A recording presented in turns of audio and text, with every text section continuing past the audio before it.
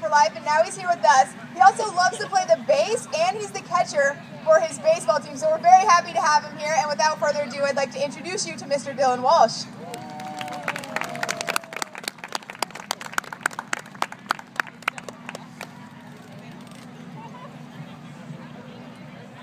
Hi, as most of you may already know, my name is Dylan Walsh. Thank you for having me here this evening. A little bit about me. I'm 13 years old and an 8th grader at Curtis Junior High School in University Place, Washington. I have participated in the Relay for Life in Tacoma, Washington since I was 3 years old. Some of the things I'm able to enjoy are rollerblading, going to the skate park, sports card collecting, relaying, and of course, baseball. I'm able to enjoy these things because of people like you that have raised money and given me the opportunity to defeat cancer. I am honored to be able to share my story with all of you here tonight.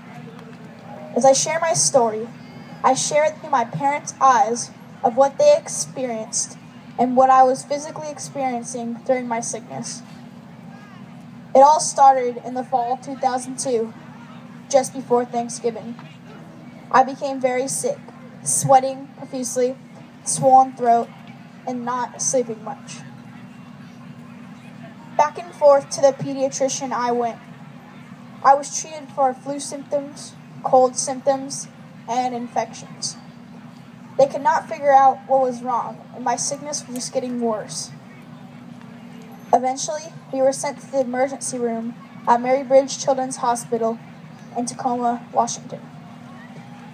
As my parents drove to the hospital, they were concerned that their little boy, not even 2 yet, would have to get his tonsils removed. They never dreamed the news would be far worse. After more testing and a spinal tap, I was diagnosed on December 7th, 2002, with a rare form of cancer, stage 4 Burkitt's lymphoma. At this time, my family had already been involved with the American Cancer Society Relay for Life for 11 years, and they would have never thought they would hear the words cancer describe my sickness. I was sent immediately to Children's Hospital in Seattle, Washington, because they were far more familiar with treating this type of cancer. I was fortunate we had one of the top 3 children's hospitals in the nation so close to us. They had an ambulance ready to take me up there because the doctors were waiting so they could start treatment immediately. It had been just 3 weeks since the start of my symptoms.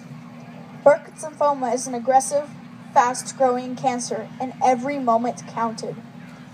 The pea-sized tonsils that are found in a healthy 2-year-old had grown so large they were cutting off my ability to breathe.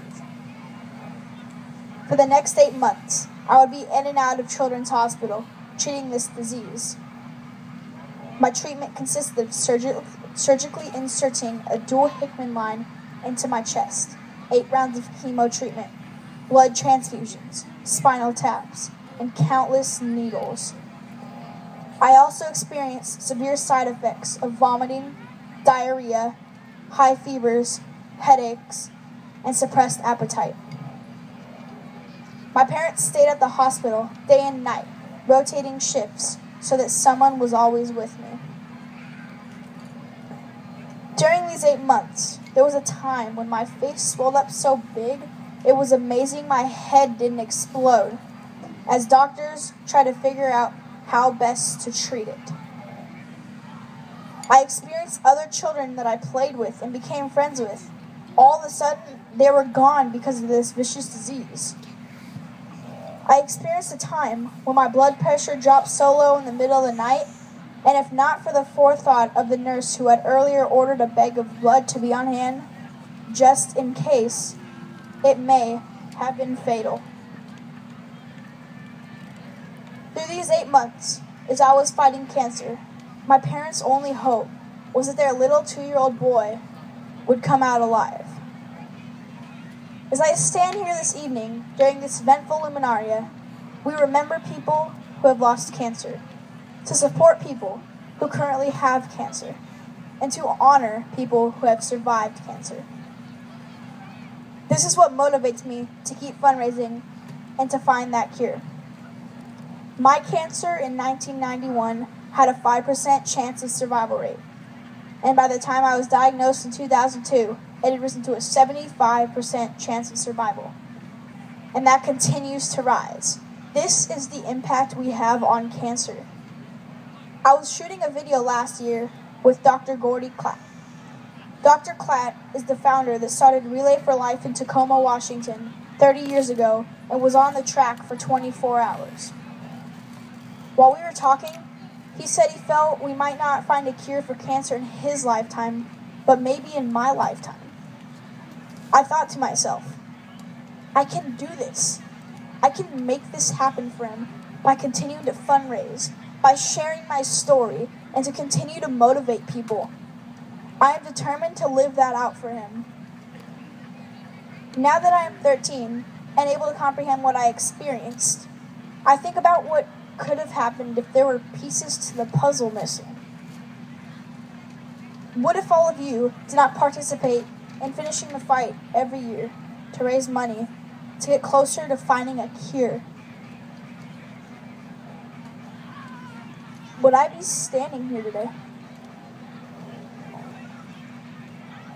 What if we did not have enough money to fund the doctors to further research? Would I be standing here today?